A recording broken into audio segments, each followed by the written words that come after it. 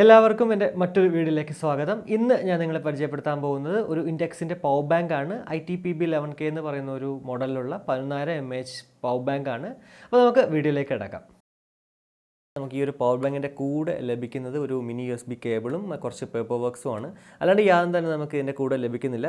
അതിന് തന്നെ എനിക്ക് പറയാനുള്ളത്, ഞാൻ ഫ്ലിപ്കാർട്ടിൽ നിന്നാണ് ആക്ച്വലി ഈ ഒരു പവർ ബാങ്ക് മേടിച്ചിരിക്കുന്നത്. 399 രൂപയ്ക്ക് എന്നുള്ളൊരു ഓഫർ പ്രൈസിലാണ് ഞാൻ ഈ ഒരു പവർ ബാങ്ക് ഫ്ലിപ്കാർട്ടിൽ നിന്ന് മേടിക്കുന്നത്. സെല്ലർ എന്ന് പറഞ്ഞത് RetailNet എന്ന് പറഞ്ഞൊരു സെല്ലറായിരുന്നു. ഞാൻ ഓപ്പൺ ആക്കി നോക്കിയപ്പോൾ തന്നെ ഒരു വർഷം ആയി ഇത് ഇമ്പോർട്ട് ചെയ്തിട്ട്, നമ്മൾ ചൈനയിൽ നിന്ന് ഇന്ത്യയിലേക്ക് ഇമ്പോർട്ട് ചെയ്തിട്ട് ഒരു വർഷമായിട്ട്. അത്രയ്ക്കും പഴയ സാധനമായിരുന്നു എനിക്ക് കിട്ടിയത്.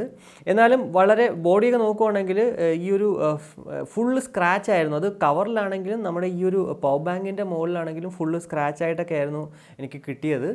എന്നാലും ഞാൻ വിചാരിച്ചൊന്ന് ട്രൈ ചെയ്തതിന് ശേഷം റിട്ടേൺ അടിക്കാമെന്ന് വിചാരിച്ചിരുന്നു.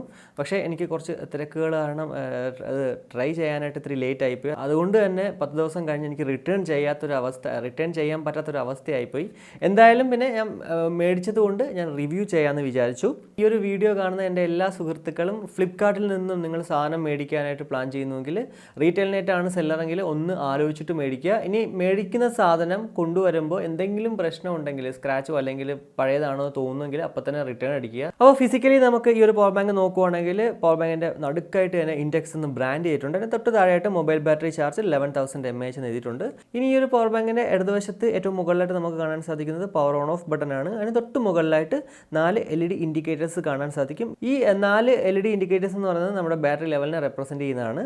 25%, 50%, 75%, 100%. ഇങ്ങനെയാണ് നമുക്ക് ഈ ഒരു LED ഇൻഡിക്കേറ്റേഴ്സ് റെപ്രസെൻറ്റ് ചെയ്യുന്നത്. ഇനി നമുക്ക് പവർ ബാങ്കിൻ്റെ ഇടതുവശത്ത് നോക്കുകയാണെങ്കിൽ നമുക്ക് 3 USB പോർട്സ് കാണാൻ സാധിക്കും. അതിൽ ഒന്നാമത്തെയും രണ്ടാമത്തെയും പോർട്സിൻ്റെ ഔട്ട്പുട്ട്സ് എന്ന് പറയുന്നത് 5 volt 2 ampere ആണ്. ഇനി മൂന്നാമത്തെ പോർട്ടിൻ്റെ ഔട്ട്പുട്ട് എന്ന് പറയുന്നത് 5 volt 1 ampere ആണ്. ഏറ്റവും പുറകിൽ നോക്കുകയാണെങ്കിൽ നമുക്ക് ഏറ്റവും അടിയിലായിട്ട് പവർ ബാങ്കിൻ്റെ മോഡൽ നമ്പറും പിന്നെ ഇൻപുട്ടും ഔട്ട്പുട്ടും ഒക്കെ കാണാൻ സാധിക്കും. ഇനി ഏറ്റവും മുകളിൽ നോക്കുകയാണെങ്കിൽ നമുക്ക് USB മിനി പോർട്ടും കാണാൻ സാധിക്കും. അതിന് താഴെയായിട്ട് ഒരു LED ലൈറ്റും കാണാൻ സാധിക്കും. ഒരു ബ്ലാക്ക് ആൻഡ് ഗ്രേ കോമ്പിനേഷനിലുള്ളൊരു പവർ ബാങ്കാണ് ഇപ്പോൾ എൻ്റെ കയ്യിലിരിക്കുന്നത്. ഇനി ഇതിന് മറ്റൊരു കളറും കൂടെ ഉണ്ട്, വൈറ്റ് ആൻഡ് ഗ്രേ എന്ന് പറയുന്നൊരു കോമ്പിനേഷൻ. അതും എൻ്റെ കയ്യിലുണ്ട്. എന്തായാലും ഇതാണ് നമുക്ക് വൈറ്റ് ആൻഡ് ഗ്രേ കോമ്പിനേഷനിലുള്ള മറ്റൊരു പവർ ബാങ്ക് എന്ന് പറയുന്നത്. ഈ ഒരു മോഡലിന് ഈ രണ്ട് കളേഴ്സ് മാത്രമാണ് അവൈലബിൾ ആയിട്ടുള്ളത്. ഇത് ടോട്ടലി പ്ലാസ്റ്റിക് കൊണ്ടാണ് നിർമ്മിച്ചിരിക്കുന്നത്. എന്തായാലും ഈ ബോഡി എന്ന് പറയുന്നത്. ഇനി ഒരു പവർ ബാങ്കിൻ്റെ ഹൈറ്റ് എന്ന് പറയുന്നത് 14 സെൻറ്റിമീറ്റേഴ്സും വിഡ്ത്ത് എന്ന് പറയുന്നത് 6.3 സെൻറ്റിമീറ്റേഴ്സും ഡെപ്ത് എന്ന് പറയുന്നത് 2.6 സെൻറ്റിമീറ്റേഴ്സും ആണ്. ഇനി വെയിറ്റ് എന്ന് പറയുന്നത് 280 ഗ്രാമുമാണ്. അതുകൊണ്ട് തന്നെ ഞാൻ എൻ്റെ കഴിഞ്ഞ വീഡിയോയിൽ, അതായത് ആംബ്രൈൻ്റെ റിവ്യൂവിൽ പറഞ്ഞതുപോലെ, നമുക്ക് ഒരിക്കലും ഇതൊരു ട്രാവൽ ഫ്രണ്ട്ലി അല്ല. കാരണം നമുക്ക് പോക്കറ്റിലോ നമ്മുടെ കയ്യിലോ വെച്ചുകൊണ്ട് നടക്കാനായിട്ട് ഇത്തിരി പാടാണ്. പക്ഷേ നമുക്കൊരു എമർജൻസി സിറ്റുവേഷൻസിൽ നമുക്കിത് യൂസ് ചെയ്യാൻ പറ്റിയൊരു സാധനം തന്നെയാണ്. നമുക്കൊരു ബാക്ക് പാക്ക് ഉണ്ടെങ്കിൽ നമുക്ക് അതിൽ ഇട്ടുകൊണ്ട് പോകാൻ പറ്റുന്ന ഒരു സാധനം തന്നെയാണ് നമുക്ക് ഈ ഒരു പവർ ബാങ്ക് എന്ന് പറയുന്നത്. എന്തായാലും ഇത്തിരി ഹെവിയാണ് ഈ ഒരു സാധനം എന്ന് പറയുന്നത്. ഇനി ഈ ഒരു പവർ ബാങ്കിൽ നിന്നും എനിക്ക് ലഭിക്കുന്നത് 6000 മുതൽ 7500 mAh ആണ്. ഇതിനിടയ്ക്ക് മാത്രമേ എനിക്ക് ലഭിക്കുന്നുള്ളൂ. ഒരു 10000 mAh ഉള്ളൊരു പവർ ബാങ്കാണ് നമ്മൾ നോക്കിക്കൊള്ളണം. എന്തായാലും ഈ ഒരു പവർ ബാങ്കിൽ നിന്നും, പക്ഷേ എൻ്റെ പക്ഷേ എൻ്റെ മറ്റൊരു പവർ ബാങ്ക്, ഈ ഒരു വൈറ്റ് കളർ, ഞാൻ ആദ്യം അതാണ് മേടിച്ചിട്ടുണ്ടായിരുന്നത്.